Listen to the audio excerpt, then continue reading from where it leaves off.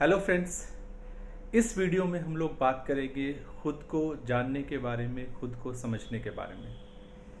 हम दुनिया में तो बहुत सारी चीज़ों का विश्लेषण करते हैं, उनको जानने समझने की कोशिश करते हैं, लेकिन बहुत ही कम लोग ऐसे होते हैं जो खुद को जानने का, खुद को समझने का ईमानदारी से प्रयास करते हैं।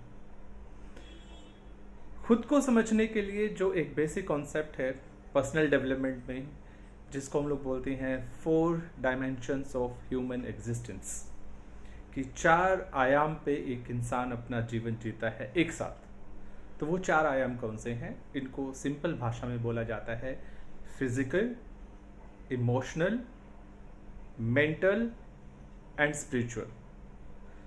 हिंदी में शारीरिक, भावनात्मक, मानसिक और आध्यात्मिक। इन चारों को जब तक हम बारीकी से नहीं समझेंगे तब तक खुद को समझ पाना बहुत मुश्किल है। तो थोड़ा सा समझते हैं बेसिक वे में कि ये क्या है। हम जो भी जीवन में एक्शन लेते हैं वो इस शरीर से लेते हैं, वो एक फिजिकल लेवल पे हम उसको लेते हैं, लेकिन वो एक्शन तो हमारी लाइफ का सिर्फ 20% है। उसके पीछे का जो 80% पार्ट है वो नॉन हिडन है, जिसमें कि ये तीनों डायमेंशंस हमारी उसको कैसे प्रभावित करती हैं ये हमें समझना होता है। क्योंकि जब भी आप कोई एक्शन लेते हैं तो उसके पीछे कोई ना कोई इमोशन होता है, उसके पीछे आपकी कोई ना कोई भावना होती है।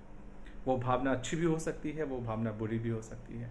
और हम ये देखते हैं कि कैसे पूरे दिन भर हमारी इमोशंस की स्टेट्स जो हैं वो चेंज होती रहती हैं। जब हम एक नेगेटिव स्टेट से, जब हम एक नेगेटिव इमोशन से, जब हम अपने लिए या दूसरे के लिए कुछ बुरा सोच के एक्शन लेते हैं तो उस एक्शन का रिजल्ट भी नेगेटिव ही होता है। तो जब आप इस बारे में अवेयर होते हैं अपनी इमोशनल स्टेट्स को लेकर, तो यहाँ से आपके सामने एक बहुत ही अलग डायमेंशन खुलती है। इसीलिए कहा जाता है कि जब भी आप किसी बहुत नेगेटिव या बहुत ज़्यादा पॉजिटिव इमोशंस में हो तो ऐसे डिसीजन ना लें, ऐसे काम ना करें। थोड़ा सा अपने आप को समय दें, थोड़ा सा शांत हो, फिर आराम से सोच विचार के काम करें। तीसरी स्टेट, जिसको हम लोग मेंटल स्टेट या मानसिक अवस्था कहते हैं, ये विचारों की अवस्था है। और हमारे दिमाग में ऐसा बताया जाता है कि 60,000 से भी ज़्यादा विचार आते हैं और हम शायद 99% विचारों को लेकर अवेयर भी नहीं होते, हमें पता भी नहीं होता कि वो आ रहे हैं और जा रहे हैं। और ज़्यादातर जो हमारे विचार होते हैं वो हमें हेल्प नहीं करते, वो बहुत नेगेटिव होते हैं, बट वो आते हैं और कई बार इतनी इंटेंसिटी के साथ आते हैं कि हमारे इमोशंस ट्रिगर होते हैं और हम कुछ ना कुछ एक्शन ले लेते हैं। तो यहाँ पे हमें ये समझना है कि हमारे जो मन में विचार आ रहे हैं, हर एक विचार को इतना भाव देने की ज़रूरत नहीं है। उसका विश्लेषण करें कि वो कहाँ से आ रहा है।